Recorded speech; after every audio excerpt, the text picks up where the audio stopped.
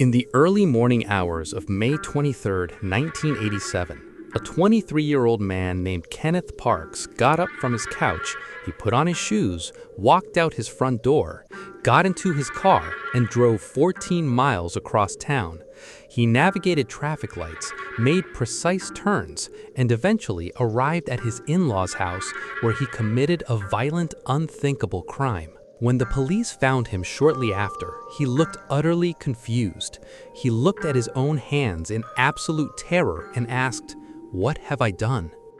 He wasn't lying. When medical experts examined Kenneth, they discovered something that completely broke our understanding of human consciousness.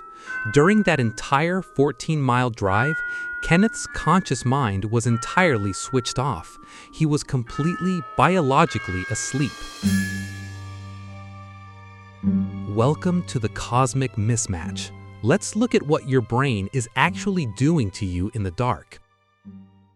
Before asking why we dream, there is a much stranger question. Why aren't you dreaming right now? Right now, you are looking at a screen. Reality seems stable, but every dream you've ever had also felt completely real while it was happening. Inside a dream, you rarely stop and think, yes, of course my fourth-grade teacher is driving a giraffe through space. This is nonsense. No, you accept it as absolute fact, which means your brain already possesses the ability to create entire fake realities from scratch that feel completely authentic. So perhaps being awake isn't simply having a reality. Maybe it's just the reality your brain is currently choosing, and every night that choice changes. To understand how your biology can pull off a physiological hijack, you have to look at the exact chronological timeline of falling asleep. It is not a sudden drop. It is a slow, calculated descent into a biological basement. Stage 1 is the chemical lockout. The lights go out, your retina stops receiving photons, and your brain begins severing your ties to reality. It stops releasing histamine and serotonin, the chemicals that keep you tethered to the waking world. You begin to experience hypnagogic jerks, that sudden, terrifying feeling of falling that makes your whole body violently twitch. That is just your brain misinterpreting the shutdown sequence as physical death, sending a panic signal to your muscles to wake you back up. If you survive the drop, you enter stage 2, the lockdown. Your brain aggressively drops your core body temperature and forces your heart rate to slow down. You are now biologically docked to conserve power.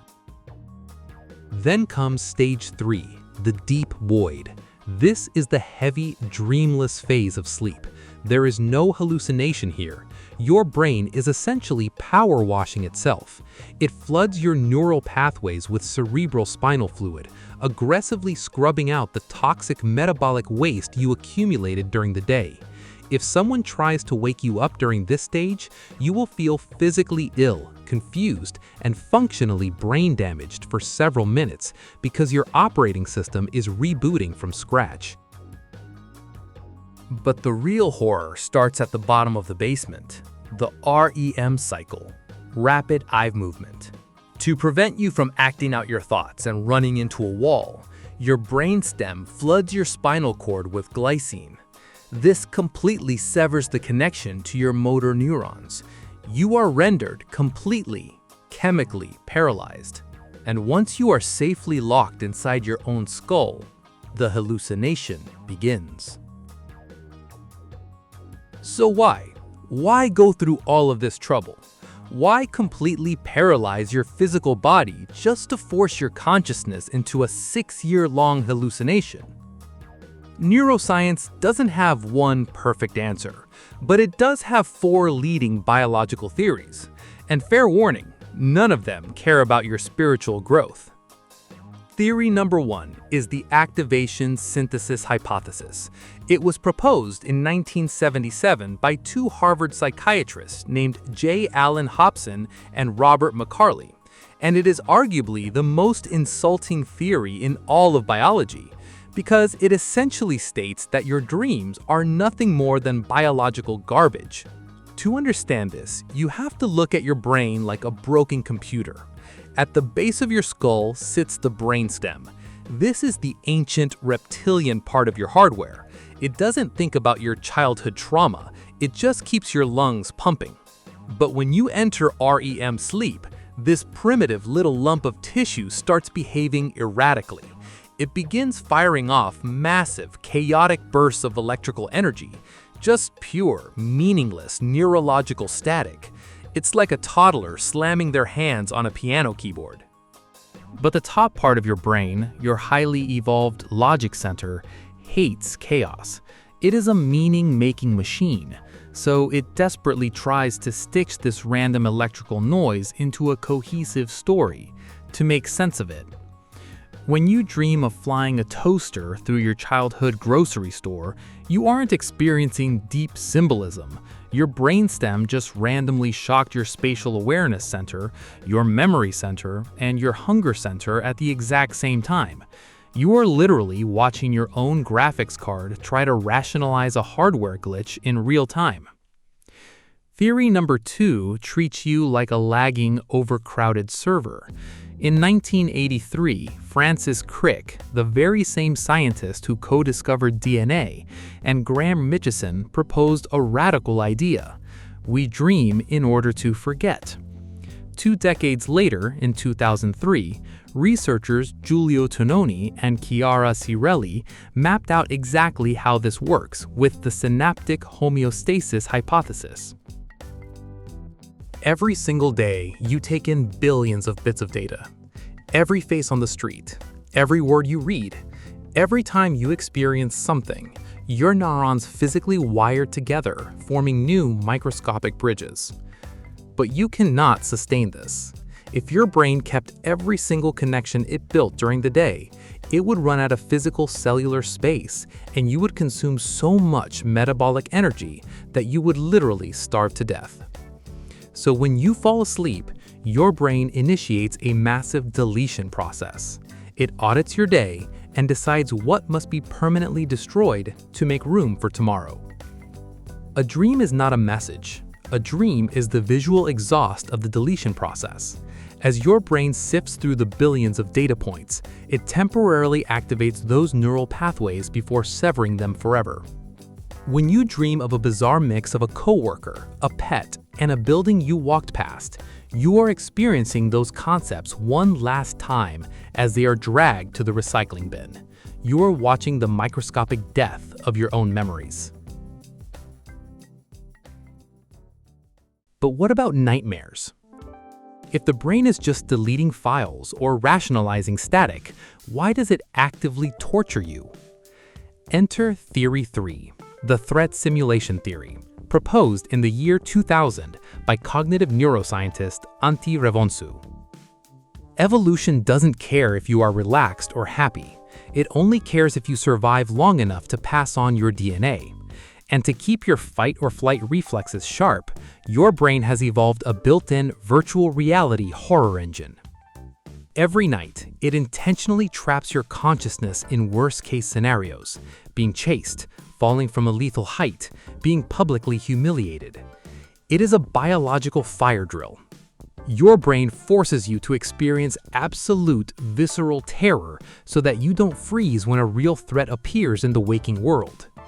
The problem is your ancient brain doesn't know what modern stressors are.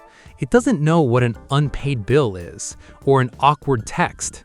So it takes your ambient daily anxiety, translates it into the only language it understands, pure survival horror, and unleashes it on you while you sleep. Your nightmares aren't accidents. You are being forced to practice panicking. Which brings us to the final and most extreme theory, emotional regulation. In 2009, neuroscientist Matthew Walker mapped out a specific, terrifying chemical mechanism that happens every time you dream. To process highly stressful memories without breaking your nervous system, the brain has to perform a highly dangerous trick. During REM sleep, it completely shuts off the release of noradrenaline, the specific chemical in your brain that causes panic. But it goes a step further. to stop you from physically acting out your dreams and jumping out a window. Your brain floods your spinal cord with a paralyzing agent. You are rendered completely, chemically paralyzed. Think about the absolute horror of this mechanism. Your brain locks you inside your own skull. It chemically sedates your panic response, and then it forces you to rewatch and re-experience your most traumatic or stressful memories. It is literal, forced exposure therapy, conducted by an unconscious surgeon. It forces you to look at the things that scare you, while chemically ensuring that your heart rate cannot spike. It strips the emotional weight off the memory so you can wake up the next day and function without losing your mind. Now, let's interrupt the system. What happens if you skip the basement? Let's begin a countdown. 24 hours without sleep. Your attention slips, reaction time drops, reality just feels shifted a few centimeters to the left. 48 hours. Your brain starts demanding payment. Micro sleeps appear. Tiny involuntary moments where your consciousness completely shuts off for 3 seconds. You could be walking or talking and you won't even notice it happened. Your brain forces sleep into existence. 72 hours. Reality begins leaking. Because you refuse to go into the basement comes to you. Hallucinations, paranoia, dreams begin violently invading your waking life. You look at a shadow in your room and see a breathing monster. But there is an even stranger interruption. Sleep paralysis. You wake up, but not completely. Your eyes open, you see your room, you recognize reality, but your body's paralysis system is still active, and suddenly the dream world and the waking world overlap. People report figures standing nearby, shadowy silhouettes in the corner. Ancient cultures interpreted these as demons or visitors. But what they were actually seeing was their own dream leaking into their bedroom. Let's go back to the man walking through the streets at night. Body awake, mind elsewhere. That story sounds unusual, but maybe it isn't. Maybe every night we all become versions of him. Reality switches off. Another reality switches on. Then we return in the morning and continue as if nothing happened. Think about the scale of this. You will spend years inside worlds that never existed. You will have conversations with people who were never there, feel genuine emotions triggered by events that never happened. Entire universes appearing and disappearing forever. And perhaps the strangest thing about dreams isn't that we have them. It's that every single morning we wake up, step back into reality, and immediately trust that this one is the real world. See you in the next mismatch.